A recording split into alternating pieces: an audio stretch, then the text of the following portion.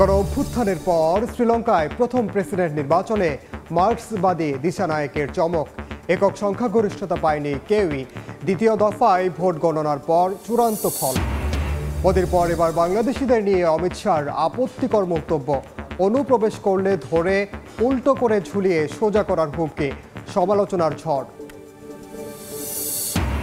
দ্বিপক্ষীয় বৈঠকে বসছেন ইউনূস বাইডেন।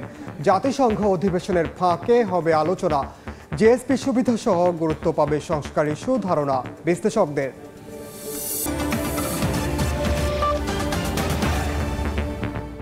আন্তর্জাতিক সময়ের সঙ্গে আছি আমি ওমর ইনান। কাতার ভিত্তিক সংবাদ মাধ্যম আল জাজিরার পশ্চিম তীরের রামাল্লার অফিস বন্ধ করার নির্দেশ দিয়েছে ইসরায়েলি সেনারা। স্থানীয় সময় রোববার অধিকৃত পশ্চিম তীরের অফিসে হামলার পর এই নির্দেশনা দেয় নেতানিয়াহু প্রশাসন। ইসরায়েল হামাস যুদ্ধের শুরু থেকেই অবরুদ্ধ গাজার খবর প্রচার করছিল সংবাদ মাধ্যমটি। সরাসরি সম্প্রচার চলার সময় এভাবেই রামাল্লার আল জাজিরার অফিসে ঢুকে পড়ে ইসরায়েলি সেনারা। রোববার অস্ত্রশস্ত্রে সজ্জিত সেনারা হামলা চালায় পশ্চিম তীরে অবস্থিত গণমাধ্যমটির এই কেন্দ্রে। সেই সঙ্গে ৪৫ দিনের জন্য সম্প্রচার বন্ধের নির্দেশ দেয় ইসরায়েলি বাহিনী। প্রায় ১১ মাস ধরে গাজায় নারকীয় তাণ্ডব চালাচ্ছে দখলদার ইসরায়েল। গাজার পাশাপাশি হামলা চালানো হচ্ছে অধিকৃত পশ্চিম তীরেও। যুদ্ধের শুরু থেকেই সাধারণ ফিলিস্তিনিদের উপর নেতানিয়াহু বাহিনীর বর্বরতার চিত্র বিশ্ববাসীর সামনে তুলে ধরছে কাতার ভিত্তিক সংবাদ মাধ্যম আল জাজিরা। বেশ কিছু জায়গায় ফিলিস্তিনিদের দুর্দশা তুলে ধরার একমাত্র গণমাধ্যমই এটি। রোববার সংবাদ মাধ্যমটির পশ্চিম তীরের অফিসেও হামলা চালিয়ে সেই সুযোগও বন্ধ করে দেয় দখলদাররা।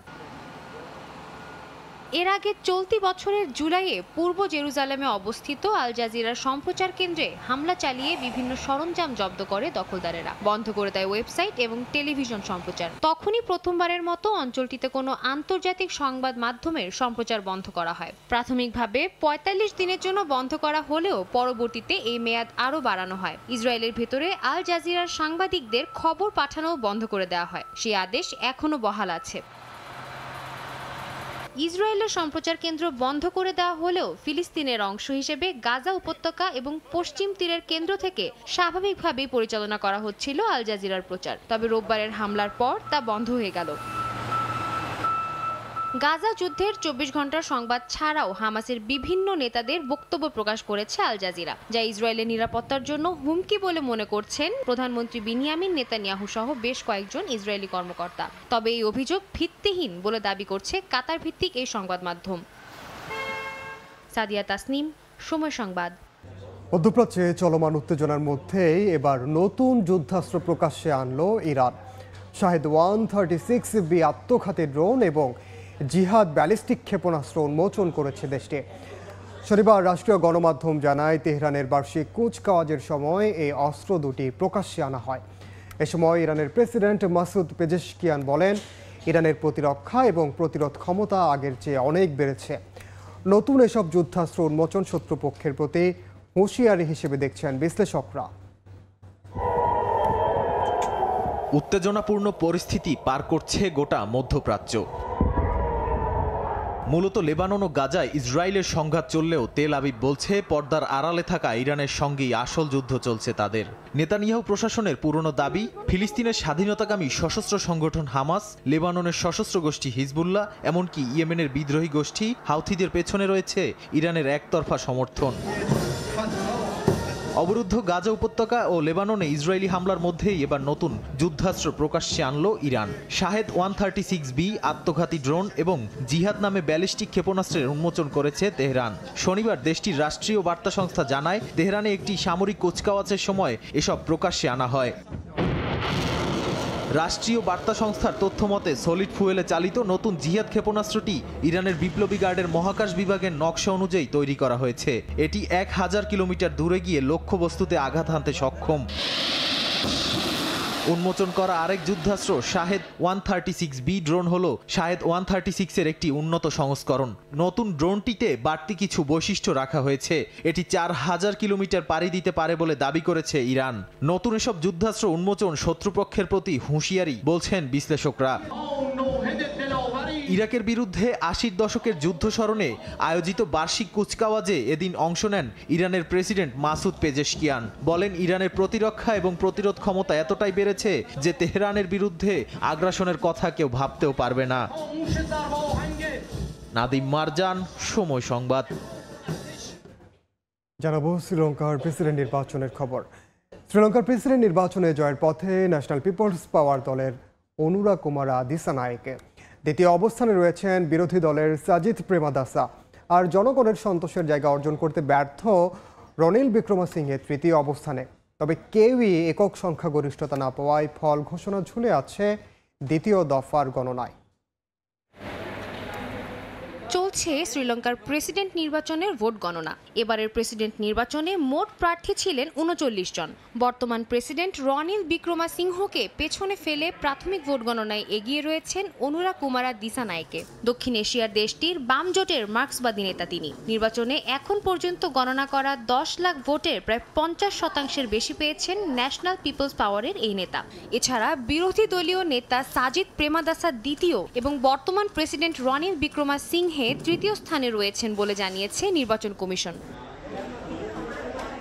দ্বীপরাষ্ট্র শ্রীলঙ্কার প্রেসিডেন্ট নির্বাচনে জয়ী হতে গেলে কমপক্ষে ৫০% ভোট পাওয়া বাধ্যতামূলক। কোনো প্রার্থী সে ভোট না পেলে সবচেয়ে বেশি ভোট পাওয়া দুই প্রার্থীর মধ্যে দ্বিতীয় দফার ভোট হবে। তবে রান অফে ভোট গড়ালে নতুন প্রেসিডেন্ট পেতে আরও কিছু সময় অপেক্ষা করতে হবে অর্থনৈতিকভাবে বিপর্যস্ত দেশটিকে। বাসিন্দাদের আশা, পরবর্তী পদে যিনি আসুন না কেন তিনি যেন দ্রব্যমূল্যের ঊর্ধ্বগতির নিয়ন্ত্রণের পাশাপাশি দুর্নীতি রোধে সচেষ্ট ভূমিকা পালন করেন। দুর্নীতি বন্ধ করতে পারলে আমাদের সুদিন ফিরে আসবে। এটাই আমাদের সব সমস্যার কারণ। দুর্নীতি বন্ধ হলেই শান্তিতে বসবাস করা সম্ভব। এদিকে ভোট গণনাকে কেন্দ্র করে শনিবার রাতে দেশটিতে জারি করা হয় কারফিউ। অপ্রীতিকর ঘটনা এড়াতে জোরদার করা হয় নিরাপত্তা ব্যবস্থা। এর আগে এবারের প্রেসিডেন্ট নির্বাচনকে দেশটির ইতিহাসে সবচেয়ে শান্তিপূর্ণ বলে মন্তব্য করে নির্বাচন কমিশন। এই ঘোষণার অল্প সময় পরে কারফিউ ঘোষণা করে পুলিশ। সাদিয়া তাসনিম, সময় সংবাদ। প্রধানমন্ত্রী নরেন্দ্র মোদীর পর এবার বাংলাদেশি অনুপ্রবেশকারীদের নিয়ে আপত্তিকর মন্তব্য করলেন ভারতের স্বরাষ্ট্রমন্ত্রী অমিত শাহ। ঝাড়খণ্ডের আসন্ন বিধানসভা নির্বাচনের প্রচারণায় দেয়া বক্তব্যে বাংলাদেশি অনুপ্রবেশকারীদের ধরে উল্টো করে ঝুলিয়ে রাখার হুমকি দেন বিজেপির এই নেতা। অমিত শাহর দাবি, বিজেপি বিরোধী রাজনৈতিক দলগুলোর ভোট ব্যাংক হচ্ছে অনুপ্রবেশকারীরা। বিজেপি নেতার এমন বক্তব্য নিয়ে রাজনৈতিক মহলে শুরু হয়েছে আলোচনা সমালোচনা। বিস্তারিত জানাচ্ছেন সুব্রত আচার্য। ভারতের ঝাড়খণ্ডে বিধানসভা নির্বাচনের তারিখ ঘোষণা করা না হলেও এরই মধ্যে রাজ্যটিতে বইতে শুরু করেছে নির্বাচনী হাওয়া। প্রচারণায় ব্যস্ত সময় পার করছেন বিভিন্ন রাজনৈতিক দলের নেতৃত্ব। সম্প্রতি ঝাড়খণ্ডে এক নির্বাচনী প্রচারণায় রাজ্যটিতে বাংলাদেশি অনুপ্রবেশের অভিযোগ করেন প্রধানমন্ত্রী নরেন্দ্র মোদী। শনিবার আরেক নির্বাচনী প্রচারণায় একই সুরে কথা বললেন কেন্দ্রীয় স্বরাষ্ট্রমন্ত্রী বিজেপির শীর্ষ নেতা অমিত শাহ। রাজ্যের শাসক দলের কঠোর সমালোচনা করে তিনি বলেন, কংগ্রেস, আরজেডি এবং জেএম ভোট ব্যাংক রক্ষা করতেই অনুপ্রবেশকারীদের আশ্রয় দেয়। হুঁশিয়ারি দিয়ে বলেন, বিজেপি ঝাড়খণ্ডে ক্ষমতা এলে বাংলাদেশি অনুপ্রবেশকারীদের উল্টো করে ঝুলিয়ে সোজা করা হবে। रोहिंग्या और बांग्लादेशी घुसपैठियों को चुन चुन कर झारखंड के बाहर भेजने का काम भारतीय जनता पार्टी करेगी। স্থানীয় কিংবা জাতীয় নির্বাচন এলেই বাংলাদেশি অনুপ্রবেশ ইস্যুকে রাজনৈতিক হাতিয়ার হিসেবে ব্যবহার করছে বিজেপি। এর আগে একইভাবে লোকসভা ভোটের সময় পশ্চিমবঙ্গের নদিয়া জেলায় প্রচারণায় গিয়ে বাংলাদেশি অনুপ্রবেশকারীদের বিষয়ে আপত্তিকর মন্তব্য করেন অমিত শাহ। যদিও এসব কথা বলেও ওই আসনে জয় পায়নি গেরুয়া শিবির। ঝাড়খণ্ড বিধানসভা ভোটে এবার রাজনৈতিক দলগুলোর মধ্যে হাড্ডাহাড্ডি লড়াইয়ের আভাস মিলছে। রাজ্যের জোট সরকারের মুখ্যমন্ত্রী থাকার অবস্থায় হেমন্ত সোরেনকে গ্রেপ্তার করে ইডি। পরে তার বিরুদ্ধে দুর্নীতির অভিযোগ তোলে বিজেপি। তবে সোনিয়া গান্ধীর কংগ্রেস, লালু প্রসাদ যাদবের আরজেডি ও হেমন্ত সোরেনের জনমুক্তি মোর্চার শাসক জোট বিজেপির বিরুদ্ধে রাজনৈতিক প্রচারণার অভিযোগ তুলে প্রচারে নেমেছে। আর এই লড়াইয়ের উত্তাপ বাংলাদেশি অনুপ্রবেশ ইস্যুতে আরও জোরালো হবে বলে মত বিশ্লেষকদের। সুব্রত আচার্য, সময় সংবাদ, ভারত। অন্তর্বর্তী সরকারের প্রধান উপদেষ্টা ডক্টর মোহাম্মদ ইউনূস ও মার্কিন প্রেসিডেন্ট জো বাইডেনের মধ্যে দ্বিপাক্ষিক বৈঠক হবে নিউ ইয়র্কে।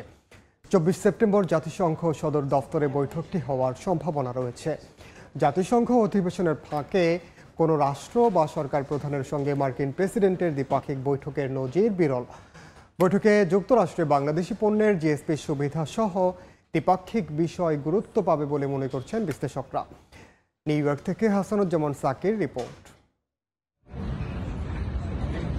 জাতিসংঘের সাধারণ পরিষদের ৭৯তম অধিবেশন শুরু হয়েছে। এই অধিবেশনের মূল পর্ব বিভিন্ন দেশের রাষ্ট্র ও সরকার প্রধানদের বিতর্ক শুরু হবে 24 সেপ্টেম্বর। সব ঠিক থাকলে উদ্বোধনী দিনেই অধিবেশনের ফাঁকে অন্তর্বর্তী সরকারের প্রধান উপদেষ্টা ডক্টর মোহাম্মদ ইউনূসের সঙ্গে দ্বিপাক্ষিক বৈঠক করবেন মার্কিন প্রেসিডেন্ট জো বাইডেন। যুক্তরাষ্ট্রে নিযুক্ত বাংলাদেশের বিভিন্ন কূটনীতিক সূত্রে এ খবর নিশ্চিত হওয়া গেছে। তবে কোথায় এ বৈঠক হবে তা চূড়ান্তভাবে জানা না গেলেও এটি জাতিসংঘ সদর দপ্তরেই হওয়ার সম্ভাবনা বেশি। রাজনৈতিক ও কূটনীতিক সূত্র বলছে, নিউ ইয়র্কে ডক্টর ইউনূস ও জো বাইডেনের বৈঠকটি হবে একটি বিরল ঘটনা। কেননা মার্কিন প্রেসিডেন্ট তার কাউন্টার পার্টের সঙ্গে সাধারণত হোয়াইট হাউসেই বৈঠক করেন। ওয়াশিংটনের বাইরে জাতিসংঘ সাধারণ পরিষদে এসে অধিবেশনের ফাঁকে নিউ ইয়র্কে কোনো রাষ্ট্রপ্রধানের সঙ্গে বৈঠক খুব কমই হয়েছে। তাছাড়া গত ৩ দশকে মার্কিন প্রেসিডেন্টের সঙ্গে বাংলাদেশের কোনো রাষ্ট্র বা সরকার প্রধানের এমন বৈঠক হয়নি। এটা পসিবল হয়েছে শুধুমাত্র ডক্টর মোহাম্মদ ইউনূস, নোবেল বিজয়ী। তিনি যেহেতু এই রাষ্ট্রের একটা দায়িত্ব পালন করেছেন, এটা তার সৌভাগ্য, তার বুদ্ধিমত্তা, তার প্রজ্ঞা, তার যে দর্শন, সারা জীবন তিনি যে প্রচার করেছেন তারই স্বীকৃতি স্বরূপ আমরা একজন ভালো মানুষকে পেয়েছি। বিশ্লেষকরা বলছেন, ইউনূস বাইডেন বৈঠকে বাংলাদেশের ক্ষমতার পালাবদলের পর বর্তমান পরিস্থিতি, যুক্তরাষ্ট্রে বাংলাদেশি পণ্যের জিএসপি সুবিধা সহ দুই দেশের মধ্যে দ্বিপাক্ষিক স্বার্থ সংশ্লিষ্ট নানা বিষয় প্রাধান্য পাবে। ডক্টর ইউনূস নিউ ইয়র্কে পাকিস্তানের প্রধানমন্ত্রী শাহবাজ শরীফ এবং নেপাল ও নেদারল্যান্ড সহ বিভিন্ন দেশের রাষ্ট্র ও সরকার প্রধানদের সাথেও বৈঠক করবেন। তবে ভারতের প্রধানমন্ত্রী নরেন্দ্র মোদীর সাথে ডক্টর ইউনূসের বৈঠকটি হচ্ছে না। অগ্রাধিকার ভিত্তিতে আমরা যদি গার্মেন্ট এটা ফিরিয়ে নিয়ে আসতে পারি, তাহলে আপনি বুঝতে পারেন আমাদের এমপ্লয়মেন্ট অপরচুনিটি বাড়বে, আবার ফ্যাক্টরিগুলো আসবে, তারপরে এক্সপোর্ট বাড়বে। ডক্টর মোহাম্মদ ইউনূসের সরকার আমাদের অর্থনৈতিক উন্নয়ন আপনার দারুণভাবে আমাদেরকে সম্পূর্ণ স্বৈরাচারী আমলে যা করেছে তার থেকে আমাদেরকে ঘুরিয়ে নিয়ে যেতে তার কোনো কষ্ট হবে না। ছাত্রদের গণ অভ্যুত্থানে শেখ হাসিনা সরকারের পতনের পর প্রধান উপদেষ্টা হিসেবে অন্তর্বর্তীকালীন সরকারের প্রধানের দায়িত্ব গ্রহণ করেন আন্তর্জাতিক খ্যাতিসম্পন্ন বাংলাদেশের একমাত্র নোবেল জয়ী ডক্টর মোহাম্মদ ইউনূস। ক্ষমতা গ্রহণের পর জাতিসংঘের অধিবেশনে যোগ দিতে প্রথম বিদেশ সফরে আসছেন তিনি। পূর্ব নির্ধারিত কর্মসূচি অনুযায়ী 24 সেপ্টেম্বর তার যুক্তরাষ্ট্রে আসার কথা থাকলেও বাইডেনের সঙ্গে বৈঠকের কারণে ডক্টর ইউনূস একদিন আগেই নিউ ইয়র্কে আসতে পারেন বলে ধারণা করা হচ্ছে। প্রধান উপদেষ্টা ডক্টর মোহাম্মদ ইউনূস জাতিসংঘ সাধারণ পরিষদের ৭৯তম অধিবেশনে ভাষণ দেবেন ২৭ সেপ্টেম্বর। ওই দিনই বাংলাদেশের উদ্দেশ্যে নিউ ইয়র্ক ছাড়বেন। ৫ দিনের সফরে তিনি সাইড লাইনে বেশ কয়েকটি গুরুত্বপূর্ণ ইভেন্টেও অংশ নেবেন। তবে মার্কিন প্রেসিডেন্ট জো বাইডেনের সঙ্গে ডক্টর ইউনূসের দ্বিপাক্ষিক বৈঠকটি সব কিছু ছাপিয়ে এখন গুরুত্বপূর্ণ হয়ে উঠেছে। হাসানুজ্জামান সাকি, সময় সংবাদ, জাতিসংঘ সদর দপ্তর, নিউ ইয়র্ক। দক্ষিণ ও পূর্ব চীন সাগরের পরিস্থিতি নিয়ে গভীর উদ্বেগ জানিয়েছে যুক্তরাষ্ট্র, অস্ট্রেলিয়া, ভারত ও জাপানের নেতারা।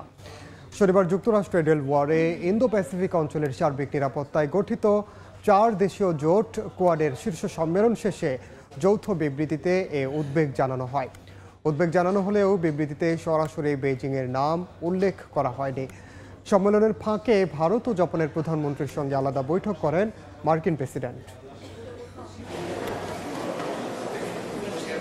চীনের ক্রমবর্ধমান আধিপত্য বিস্তারের মধ্যে স্থানীয় সময় শনিবার যুক্তরাষ্ট্রের ডেলওয়ারে জড়ো হলেন ইন্দো প্যাসিফিক অঞ্চলের জোট কোয়াডভুক্ত দেশগুলোর সরকার ও রাষ্ট্রপ্রধান। মার্কিন প্রেসিডেন্ট জো বাইডেনের নিজ শহরে আয়োজিত এ সম্মেলনে অস্ট্রেলিয়া, জাপান ও ভারতের প্রধানমন্ত্রী অংশ নেন। সম্মেলনে সবচেয়ে বেশি গুরুত্ব পায় দক্ষিণ ও পূর্ব চীন সাগরের সাম্প্রতিক পরিস্থিতি। যৌথ বিবৃতিতে কোয়াড নেতারা বলেন, পূর্ব ও দক্ষিণ চীন সাগরের পরিস্থিতি নিয়ে গভীরভাবে উদ্বিগ্ন তারা। ইন্দো প্যাসিফিক অঞ্চলের নিরাপত্তা নিয়ে উদ্বেগ প্রকাশ করা হলেও বিবৃতিতে সরাসরি বেইজিংয়ের নাম উল্লেখ করা হয়নি। দক্ষিণ ও পূর্ব চীন সাগর ছাড়াও সম্মেলনে ইউক্রেন ও গাজা যুদ্ধ সহ বৈশ্বিক নানা বিষয় নিয়ে আলোচনা করেন কোয়াড নেতারা। এছাড়া উত্তর কোরিয়ার ব্যালিস্টিক ক্ষেপণাস্ত্র পরীক্ষার তীব্র নিন্দা জানান। সম্মেলনের আগে ভারতের প্রধানমন্ত্রী নরেন্দ্র মোদীর সঙ্গে সাইডলাইন বৈঠক করেন মার্কিন প্রেসিডেন্ট জো বাইডেন। ভারতীয় সংবাদ মাধ্যম এনডিটিভির প্রতিবেদন বলছে, ওই বৈঠকে কয়েক বিলিয়ন ডলারের ড্রোন চুক্তি চূড়ান্ত করে যুক্তরাষ্ট্র ও ভারত। যুক্তরাষ্ট্র থেকে 31টি MQ-9B স্কাই গার্ডিয়ান ও সি গার্ডিয়ান ড্রোন কিনছে মোদী সরকার। সীমান্ত বরাবর সশস্ত্র বাহিনীর নজরদারি যন্ত্র বাড়াতে সব ড্রোন কিনছে ভারত। বিশেষ করে চীনের সঙ্গে সীমান্ত বরাবর এই ড্রোন মোতায়েন করা হতে পারে। বাইডেনের সঙ্গে আলোচনা অত্যন্ত ফলপ্রসূ হয়েছে জানিয়ে এক্স পোস্টে মোদি বলেন, দ্বিপক্ষীয় বৈঠকে আঞ্চলিক ও বৈশ্বিক সমস্যা নিয়ে আলোচনা করেছেন তারা। অন্যদিকে বাইডেন জানান, ভারতের সঙ্গে যুক্তরাষ্ট্রের পার্টনারশিপ ইতিহাসের যে কোনো সময়ের চেয়ে শক্তিশালী, ঘনিষ্ঠ এবং গতিশীল। রবিউল ইসলাম আওলাদ, সময় সংবাদ। রাশিয়ার প্রেসিডেন্ট ভ্লাদিমির পুতিন কমলা হ্যারিসকে সমর্থনের বিষয়টি মজার ছলে বলেছিলেন বলে জানিয়েছেন রুশ পররাষ্ট্রমন্ত্রী। যুক্তরাষ্ট্রের ক্ষমতায় ট্রাম্প বা কমলা যেই আসুক না কেন তাতে রাশিয়ার কোনো মাথা ব্যথা নেই বলেও জানান তিনি। এছাড়া ল্যাভরভ দাবি করেন, যুক্তরাষ্ট্রের শাসন ব্যবস্থা কোনো সরকার নয়, বরং গোপন কোনো সংগঠন পরিচালনা করে থাকে। ল্যাভরভ দাবি করেন, ডোনাল্ড ট্রাম্পের সঙ্গে বন্ধুত্বপূর্ণ সম্পর্ক রেখেও রাশিয়া কখনো লাভবান হয়নি। ফ্রান্সের নতুন প্রধানমন্ত্রী মিশেল বার্নিয়ের বিরুদ্ধে প্যারিসে ব্যাপক বিক্ষোভ হয়েছে। শনিবার রাজধানীর রাজপথে নেমে ব্যানার হাতে স্লোগান দেন হাজারো মানুষ। তাদের অভিযোগ, নতুন প্রধানমন্ত্রীর নেতৃত্বে গঠিত মন্ত্রিসভাও চরম ডানপন্থী হবে। এ সময় বার্নিয়েকে মনোনীত করায় প্রেসিডেন্ট ম্যাক্রোর তীব্র সমালোচনা করেন আন্দোলনকারীরা। তারা বলেন, প্রধানমন্ত্রী নিয়োগের ক্ষেত্রে ম্যাক্রোর সিদ্ধান্ত দেশের গণতন্ত্রকে ক্ষুণ্ণ করছে। মিশেল বার্নিয়ের নিয়োগকে জনগণের ইচ্ছার অবমাননা হিসেবে দেখছেন আন্দোলনকারীরা। নতুন প্রধানমন্ত্রী হিসেবে লুসি কার্সিকে চেয়েছিল ফ্রান্সের বামপন্থী দলগুলো, তবে তা প্রত্যাখ্যান করেন ম্যাক্রো। নিয়োগ দেন মিশেল বার্নিয়েকে। এরপর থেকেই ম্যাক্রোর এই সিদ্ধান্তের বিরোধিতায় চলছে বিক্ষোভ।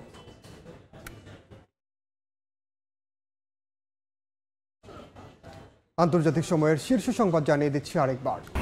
গণ অভ্যুত্থানের পর শ্রীলঙ্কায় প্রথম প্রেসিডেন্ট নির্বাচনে মার্ক্সবাদী দিশানায়কের চমক। একক সংখ্যাগরিষ্ঠতা পায়নি কেউই।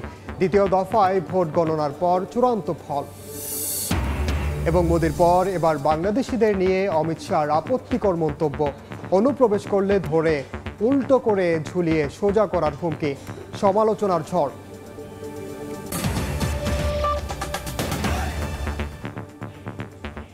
এই ছিল আন্তর্জাতিক সময়ের সঙ্গে থাকুন সময়ের।